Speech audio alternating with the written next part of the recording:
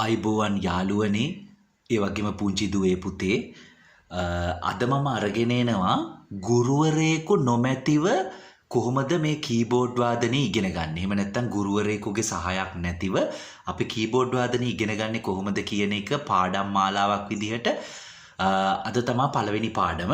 ඉතින් මෙතනදී අපි මුලින්ම තේරුම් ගන්න ඕන දේ තමයි දැන් ලංකාවේ එක එක වර්ගවල කීබෝඩ්ස් තියෙනවා.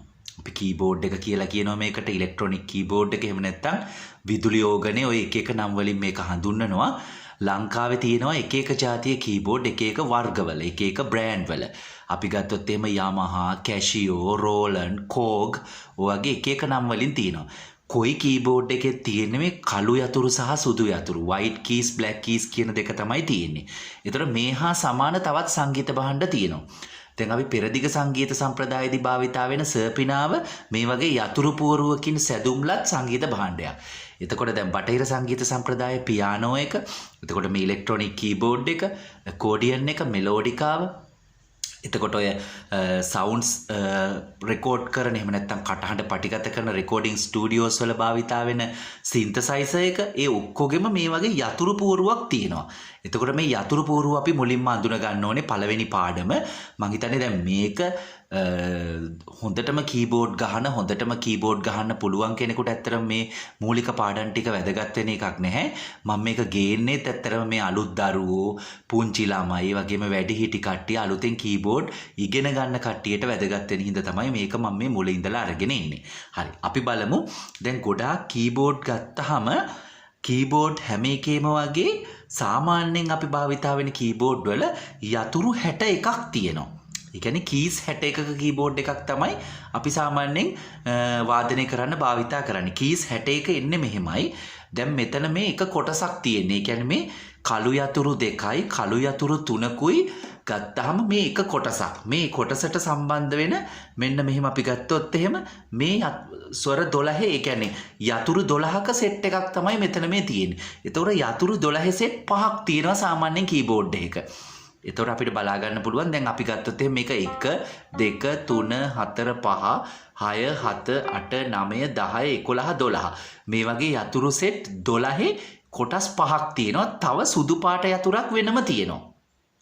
ඒක තියෙන්නේ අගිස්සට. ඒ කියන්නේ හයි නෝට්ස් තියෙන පැත්තෙන් තමයි ඒ සුදු යතුර වෙනම තියෙන්නේ. එතකොට කීස් 61ක කීබෝඩ් එකක් තමයි සාමාන්‍යයෙන් අපිට වෙළඳපොලේ දකින්න ලැබෙන්නේ. ඉතින් ඊට වඩා කීස් වැඩිපුර තියෙන ඒවාත් තියෙනවා, අඩු ඒවාත් තියෙනවා. සාමාන්‍යයෙන් අපිට වාදනය කරන්න මෙහෙම කීස් 61ක යතුරු පුවරුවක් එහෙම නැත්නම් කීබෝඩ් එකක් තිබුණා නම් හරි. දැන් අපි මුලින්ම මේකේ කරන්න ඕනේ අපේ මේ වම් අත සහ දකුණු අත දෙකම භාවිතා කරලා අපි මේ ගීත වාදනය කරන්න පුරුදු වෙන්න ඕනේ. එතනදී මතක තියාගන්න ඕනේ අපි දකුණත් කෙනෙක් වුණත්. ඒ කියන්නේ දකුණතින් අපි ලියන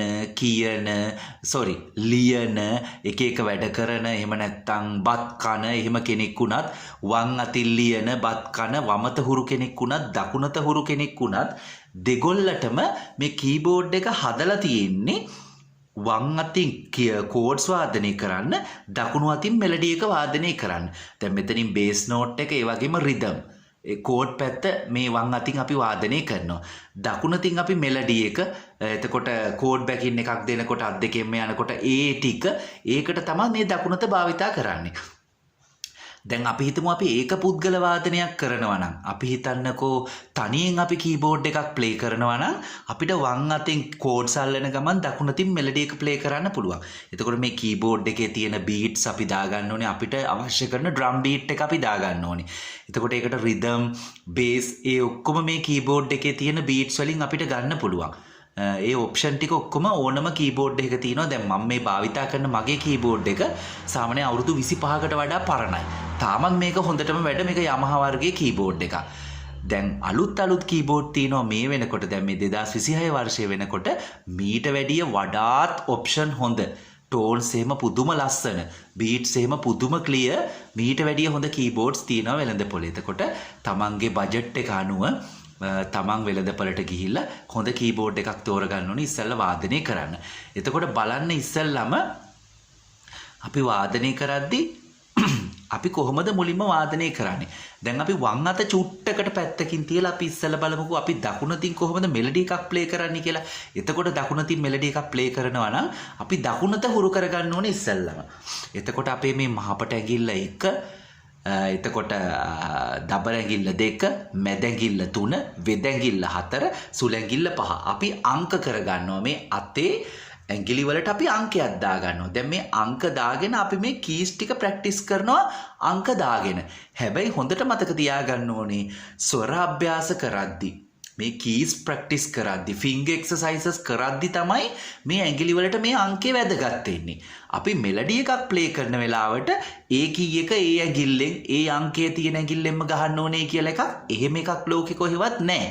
එහෙම තියරි එකක් නැහැ. හැබැයි අපි මේ ඇඟිලි වලට අංක දාගෙන ප්‍රැක්ටිස් කරනවා මොකද අපිට මුලින්ම මේ ඇඟිලි ටික හොඳින් හුරු කරගන්න ඕන හින්දා.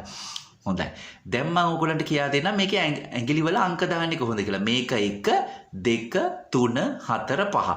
එතකොට ඇඟිලි 5ක් තියෙනවා. අපි මෙතන ඉඳන් මෙතෙන්ට ගත්තොත් එහෙම නෝට්ස් තියෙනවා 8ක්. ඒ කියන්නේ දැන් මේක C නෝට් එක D E F G A B C. එහෙම නැත්නම් සා රි ගා මා පා දා නි සා විදිහට අපි හඳුන්වනවා පෙරදිග සංගීතයේ සිංහල භාෂාවෙන්. බටහිර සංගීතයේ ඉංග්‍රීසි භාෂාවෙන් හඳුන්වන්නේ C D E F G A B C. ඒක ලතින් ඇමරිකන් විදිහට ගියොත් එහෙම ඩෝ රේ මී ෆා සෝලා ටි ඩෝ. සෝලා සී ඩෝ කියලාත් සමහරු කියනවා. කොහොම කළත් මොන අකුරෙන් හැඳින්නුවත් මොන භාෂාවෙන් කොහොම හැඳින්නුවත් මේ ස්වර ටික එකම සංඛ්‍යාත වලට තමයි අපිට සුසර කරලා කීබෝඩ් හදන කම්පැනි වලින් ලංකාවට එන්නේ. එතකොට මේකේ දැන් හඬ මෙහෙම අපි ටච් කළාම මේකේ මේ නිකුත් වෙන හඬ අපිට ගණනය කරන්න පුළුවන්. හර්ට්ස් කීයක් මෙතන තියෙනවද? ඒ හර්ට්ස් ප්‍රමාණය එක හා සමානයි කීබෝඩ්ස් ඔක්කොගෙම. එතකොට ඒ හර්ට්ස් ගානට ටියුන් කරලා ඒක හරියටම සම්මත කරලා තමයි මේ කීබෝඩ් එකක් ලෝකෙට අලෙවි කරන්නේ. ඉතින් ඒ හින්දා අපිට මේක භාවිතා කරද්දි ගැටලුවක් වෙන්නේ නැහැ. දැන් කීස් 8ක් තියෙනවනේ සාමාන්‍යයෙන් අපි ගත්තොත් සා රි ගා මා පා දා නි සා C D E F G A B C. එතකොට ඇඟිලි තියෙන්නේ 5යි. කොහොමද මේ 8 5න් ගහන්නේ? එතකොට අපි බෙදා ගන්නවා මෙහෙම. C D E කියන නෝට්ස් තුන අපි ගහනවා 1 2 3 කියන ඇඟිලි තුනේ. ඒ කියන්නේ සා රි ගා. එතකොට මේ පළවෙනි ඇඟිල්ල දෙවෙනි ඇඟිල්ල තුන්වෙනි ඇඟිල්ල සා රි ගා. එතකොට අපේ මේ ඇඟිලි තුන විතරයි භාවිතා වෙන්නේ. ආයි පා දා නි මා පා දා නි සා. එහෙම නැත්නම් F G A B C. A notes පහට අපි ආයි මේ ඇඟිලි පහම යූස් කරනවා. එතකොට මුල් ස්වර තුනට අපි භාවිතා කරන්නේ මේ ඇඟිලි 3 1 2 3 ඊළඟ එකට 1 2 3 4 5. එතකොට මේ ඇඟිලි පහම හොඳට හුරු වෙනවා. මේ ඇඟිලි ටික හොඳින්ම මේ කීබෝඩ් එකේ හසුරවන්න පුරුදු වෙනවා මේ ආකාරයට අපි ෆින්ගර් එක්සර්සයිසස් කළාම. එතකොට මුලින්ම ඕගොල්ලෝ කරන්න ඕනේ මෙහෙමයි. සා රි ගා මා පා දා නි සා. එතකොට අපිට මේක මේ කටින් කිය කරන්න ඕනේ නැහැ. මම මේ නිකන් ඕගොල්ලන්ට අර එක දැනුවත් වෙන්න ඕන හින්දා තමයි කිව්වේ. ඒතර ආපස්සට එද්දිත් මේ ඇඟිල්ලෙන් පටන් ගන්නවා සුල ඇඟිල්ලෙන්. එතකොට මේක 5 4 3 2 1 3 2 1. මං හිතන්නේ පැහැදිලි වෙන්නේ නැති. ආයි කියා දෙන්නම්. 1 2 3 1 2 3 4 5. 5 4 3 2 1 3 2 1. දැන් ඕක අපි හොඳට ප්‍රැක්ටිස් කරන්න ඕනේ. එතකොට අපි මේකට අපිට ඕනෑම ටෝන් එකක් දාගන්න පුළුවන්. පියානෝ ටෝන් එකක්, ඇකෝඩියන් ටෝන් එකක්, ගිටාර් ටෝන් එකක්, වයලින් ටෝන් එකක්, මොකක් හරි ලස්සන ටෝන් එකක් දාගෙන අපිට මේක ප්‍රැක්ටිස් කරන්න පුළුවන්. එතකොට වැඩිපුර අපි ප්‍රැක්ටිස් කරනකොට තමයි අපේ මේ ඇඟිලි හොඳටම හුරු වෙන්නේ. අපිට කීබෝඩ් එකේ හැම තැනටම ඕනෑම මෙලඩි එක නෝට්ස් ටික ප්ලේ කරන්න මේ ඇඟිලි ටට්ටක් ගාලා මේ කීබෝඩ් එක පුරා දුවන්න අපිට ඉක්මනට හදාගන්න පුළුවන්. අපි මේක හොඳින් වාදනය කරනකොට වැඩිපුර ප්‍රැක්ටිස් කරනකොට. ලංකාවේ නෙමෙයි ලෝකේ ඉන්න හොඳම ගුරුවරයා ඕගොල්ලෝ හම්බ වෙලා ඒ ගුරුවරයාගෙන් ෆේස් ටු ෆේස් ඉගෙන ගත්තත් ෆිසිකලි ක්ලාස් එකකට ගිහිල්ලා ලෝකේ තියෙන හොඳම කීබෝඩ් එක ඔබට තිබුණත් වැඩක් නැහැ ඔබ ගෙදරදී ප්‍රැක්ටිස් කරන්නේ නැත්තම්. ඒ හින්දා ගුරුවරයෙක් අවශ්‍ය වෙන්නේ නැතුව මේ වීඩියෝ තාක්ෂණයෙන් මේ YouTube වීඩියෝ එක හරහා ඔයගොල්ලන්ට මේක හොඳින් ඉගෙන ගන්න පුළුවන්. ඒතර මම දන්න දේ මම හංගවන්නේ නැතුව ඔබට කියා දෙනවා. ඔබ මේක හොඳින් ඉගෙන ගන්න. දැන් මේ ගුරුවරයෙක් නැතුව උගන්වනවායි කියන කතන්දරේ මෙහෙම එකක් තියෙනවා. ගුරුවරයා කියන්නේ පණ තියෙන ගුරුවරයෙක් නැහැ කියන එක තමයි මෙතනදී මම අදහස් කරලා තියෙන්නේ. ඒ කියන්නේ YouTube වීඩියෝ එකකින් ඉගෙන ගත්තත් YouTube වීඩියෝ එකත් ගුරුවරයෙක් තමයි. Tamanට මොකක් හරි ගුරුහරුකමක්නේ කියලා දෙන්නේ. දැන් අපි ඉගෙන ගන්න දවස්වල අපිට apps තිබුණේ නැහැ, ඉන්ටර්නෙට් තිබුණේ නැහැ. එතකොට පොතපත විතරයි අපිට අවශ්‍ය මේ තිබුණේ.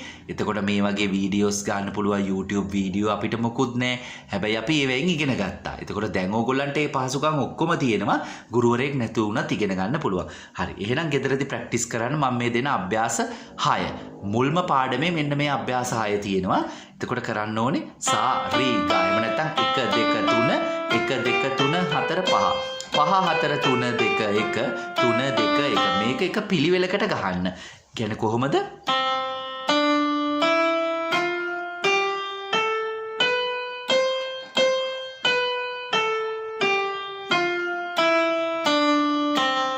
දැන් මේ එක එක අපි වාදනය කරන පළවෙනි අභ්‍යාසය. ඊට පස්සේ මේක දෙක දෙක වාදනය කරන්න ඕනේ.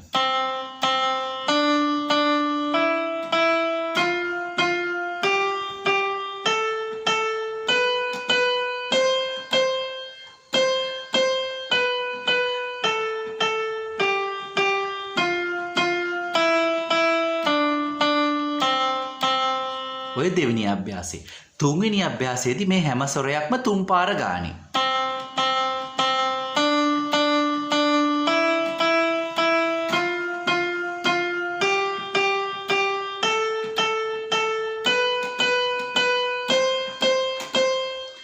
ඊට පස්සේ අවරෝහණ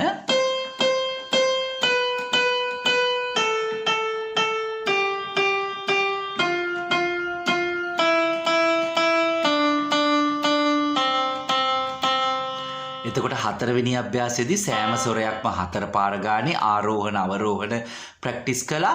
පස්වෙනි අභ්‍යාසයේදී සෑම සොරයක්ම පස් වරක් බැගින් ආරෝහණ අවරෝහණ ප්‍රැක්ටිස් කළා. හයවෙනි අභ්‍යාසයේදී සෑම සොරයක්ම 6 පාර බැගින් ආරෝහණ අවරෝහණ ප්‍රැක්ටිස් කළා. ඔන්න ඔය අභ්‍යාස 6 මුලින්ම අද දවසේදී මම ඔයගොල්ලන්ට කියා දෙනවා. අපේ මේ ඇඟිලි හොඳට හුරු කරගන්න ඔය අභ්‍යාස 6ම හොඳට ගෙදරදී පුරුදු වෙන්න. එක සොරයක් 6 පාරක් වගේ උපරිමයකට අපි ප්‍රැක්ටිස් කළාම ඇති. ඒක හොඳට පුරුදු වුණාට පස්සේ දැන් අපි මේ කීබෝඩ් එකේ ඇඟිලි අරගෙන යන ප්‍රමාණය තියෙනවනේ කාල වේලාව. ඒක අඩු කරන්න. දැන් අපි හිතමුකෝ අපි මුලින්ම ප්‍රැක්ටිස් කරන්නේ. ඔහොමනම් ඊට පස්සේ ටිකක් ස්පීඩ් කරන්න. තවත් ස්පීඩ් කරන්න. තවත් ස්පීඩ් කරන්න. තවත්. තොර තමන්ට පුළුවන් උපරිම ස්පීඩ් එකට තමන් මේක ප්‍රැක්ටිස් කරන තරමට තමන්ගේ ඉදිරි අනාගතයට හොඳයි. මොකද අපි සාමාන්‍යයෙන් තනුවක් ගත්තාම සමහර තනු තියෙනවා අපිට සොරෙන් සොරේ හිමින් සරේ වෙලාව අරගෙන වාදනය කරන්න පුළුවන්. ඒක එක තනු නිර්මාණ ශිල්පියා හදන තනුවල වෙනස් බව. සමහර තනු තියෙනවා ටිකක් ඉක්මනට මේ ස්වර දුවනවා. ඒ කියන්නේ ස්වර ඉක්මනට අපිට මේ කීබෝඩ් එකේ වාදනය කරන්න තියෙනවා.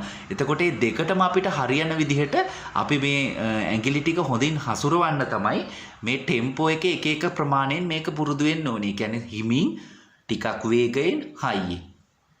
ඉතින් ඔය ටික හොඳට පුරුදු වෙන්න දෙවෙනි වීඩියෝ එකෙන් මම ඕගලන්ට තවත් වෙනත් පාඩමක් මම ඕගලන්ට කියලා දෙනවා. එතකොට අපි ටික මේක ගුරුවරයෙක් නැතුව කීබෝඩ් වාදනය ඉස්සරහට ඉගෙන ගමු. හොඳයි YouTube වීඩියෝ එක මම අද දවසේදී ඩවුන්ලෝඩ් කරන්නේ. ඕගොල්ලන්ගේ අනාගතේ සුබ වේවා කියලා ප්‍රාර්ථනා කරලා පළවෙනි වීඩියෝ එක. හැබැයි මගේ channel එකේ මම අවුරුදු ගණනාවකට කලින් ඩවුන්ලෝඩ් කරපු කීබෝඩ් වාදන වීඩියෝස් එහෙමත් තියෙනවා. කැමති කෙනෙක් ඉන්නවා නම් ඒවත් නරඹන්න. ඉතින් සියලු දෙනාටම ජය වේවා. හොඳින් කීබෝඩ් වාදනය කරන්න ඔබට ශක්තිය ධෛර්යය ලැබේවා කියලා ප්‍රාර්ථනා කරමින් අද පාඩම මෙතනින් නවතිනවා. සියලු දෙනාටම බොහොමත්ම ස්තුතියි.